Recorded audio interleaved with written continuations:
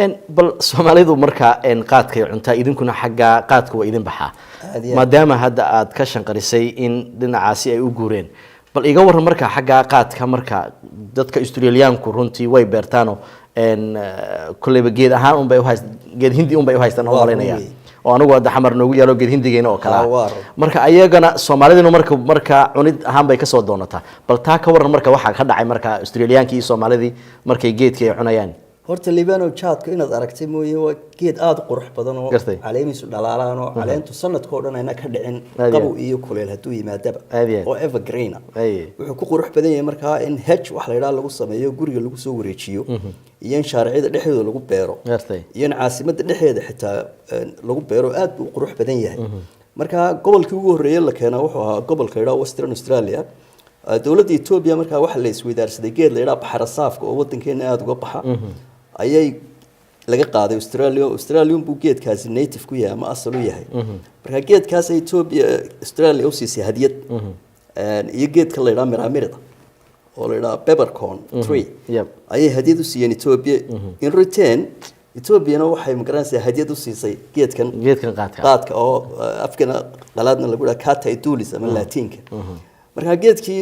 aad baa gobolka loogu beeray Soomaaliduna way ogeyd in gobolka lagu beeray ku badan yahay shaaricada oo dhan meel kasta ka baxo laakiin markii Soomaalidu ay ku badatay degtay dhibaatooyin aad u badan baa geedaha soo gaaray dadkii guryahooda magaraysa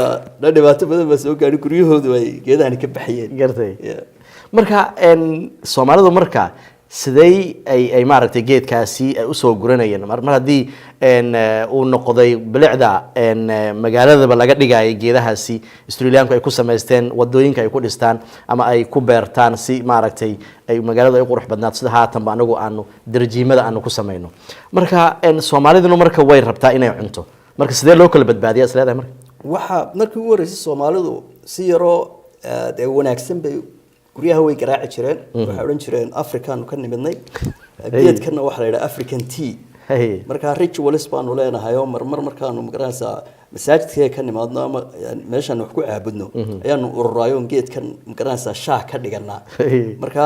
hadii kalena nooma suurto galaysa ritualskaasi marka qofkii uu naxayo wuxuu yiraahdaa maadaama waxaan diintoodina ku xidhantay dhaqankoodina ku xidhan yahay uu soo xaabiyaa wuxuu yiraahdaa ka gurta kuwii baa haddana qaar kale oo soo sheegay oo ilaa guri xagaas aanu ka soo guranay markaasay kuwiina haddana qaar kale oo sii sheegaan qofkii markaa uu yaamaya geedkiina way xooriyeen intaa kuma daayaan habeenkiiba soo dhacaan guriga moogta oo la jiifay guranaya geedkii taa waxaa kaga dareyd mar dhulkan la yidhaha botanical gardenska waa dhulka laga beero dhirta adduunyada oo dhan laga keeno botanical gardenka marka ardayda jaamacadaha la geeyaa waxa lagu barayaa dhirta noocyada ay warkayaan bacaadi dhirtii Soomaaliya ka timiday kuwii Ethiopia ka yimiday oo meel walba laga beeray marka ilaa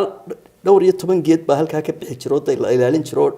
ugu yaraan 50 sano 70 sano baxayay marka dadku meesha waxa la xidhaa 7 habeenimo la xidhaa xadiiqada Soomaalidu intay 6 barka tagaan ayay geedaha hoostooda ku dhuntaan marka habeenkii bay koraan geedaha marka waxa la urkun geedii horta caleemihii hooseeyay la soo jibiyo oo deelanteera baarka ka goosan inta kale ka tigiyaan barigi damba magaranaysa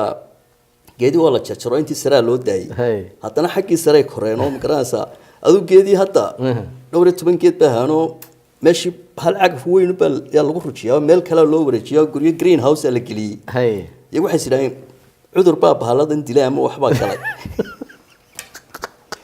marka guriga greenhouse loo dhisay marka cudurkiiba Soomaalidu noqday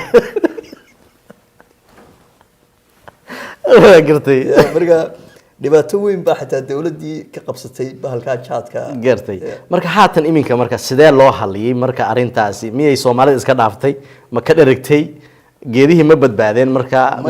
waxay markay midalan magaalo sida looga bartaba magaalooyin kale oo ka yar fog bay tagaan marka Soomaaliduna kuma badna meesha marka wali way haystaan magaalo tuulooyin badan oo sii tagaan oo aan laga aqoon laakiin inta badan markii u dambeysay television qaranka laga soo daayo leeyahay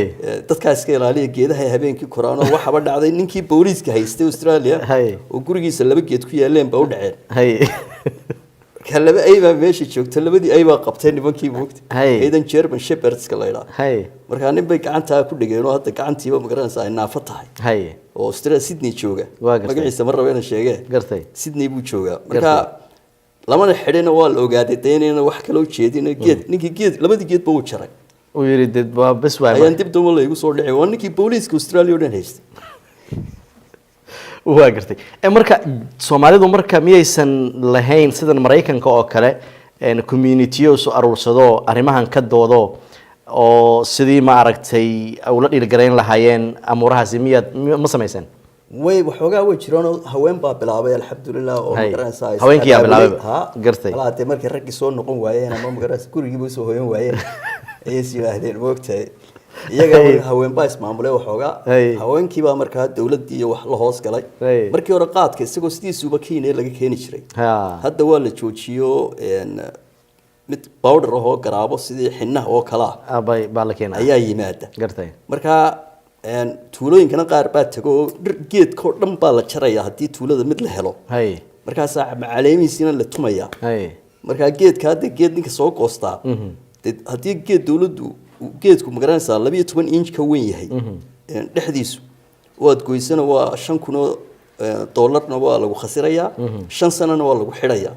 marka hadda geed la gooyo lama ogolo waa gartay marka Soomaali badan oo xidhan baa jirta geed dhan ay gooyeen si uu soo dhacay garaabana ka gurtaan geedko dhan baa caleentiisa gurtaan oo xabsi ugu jira xabsi ugu jira waqti waa gartay marka dadkii Soomaaliyeed dib u keenay Australian-tiina way ku baratay oo hadda markii dambe dawladdu waxay ba tiri bal hadda kan ha beertaan oo la iska daayo guryahooda ku beertaan marka hadda guryahay backyard-ka lagu beeray walba xoogaa oo ku beertaa si waa hagaag daawadayaal dhageystayaal wali waxaad naga daawanaysaan Liibaan Show